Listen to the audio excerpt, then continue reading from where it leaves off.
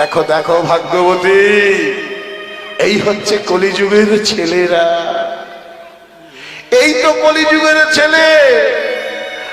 আংটির মধ্যে দিয়ে হাতি গলে যাবে, লেজ আটকে যাবে। কেন বললাম এই কথাটা? আংটির মধ্যে দিয়ে হাতি গলে যাবে, লেজ আটকে যাবে। পাড়ায় পাড়ায় কালী পুজো হচ্ছে, দেখবে কালী পুজোর সময় পাড়ায় পাড়ায় ক্লাবে ক্লাবে কালী পুজো হয়। রাত্রেবেলা যখন ঠাকুর মশাই পুজো করে 7 ঘন্টা বাজাবার লোক থাকে না গো। ঠাকুর মশাইকে টাকা দিয়ে দেয় কমিটির ছেলেরা, ঠাকুর মশাই তুমি পুজো করো, তুমি শাঁখ বাজাও, তুমি ঘন্টা বাজাও। তারপরের দিনকে ওই মাঠে ডিজে ফাংশন হবে, লাখ টাকা দিয়ে ব্যাংক পার্টির বাজনা আসলে দেখবে হাজার হাজার শ্রোতা উপস্থিত হবে। হাঙ্গামাতে সবাই থাকবে, কিন্তু প্রকৃত ধর্ম হবে না।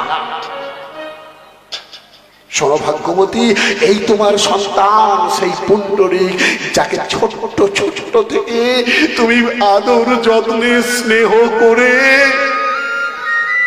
তুমি মানুষ করে তুলেছ। জানো ভাগ্যবতী, কলিযুগে 1 কলসি দুধে 7 কলসি পূর্ণ হবে, কিন্তু 7 কলসি দুধে 1 কলসি পূর্ণ হবে না। এটা কেন বললাম?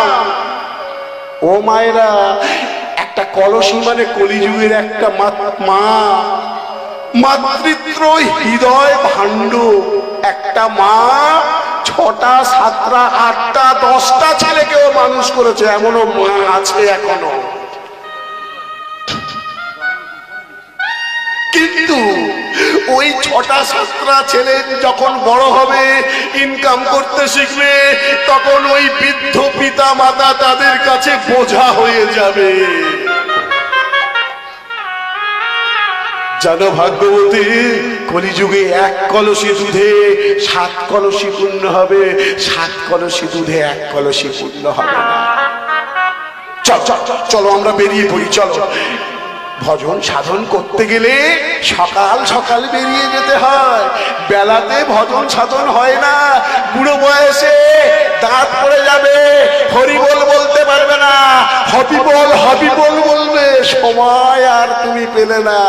টাইম হয়ে গেছে, দেয়ালের নোনা লেগে গেছে, এবারে যাওয়ার সময় হয়ে গেছে। তাই চলো বেরিয়ে পড়ো। বাসি ফুলে দেবতার পূজা হয় না,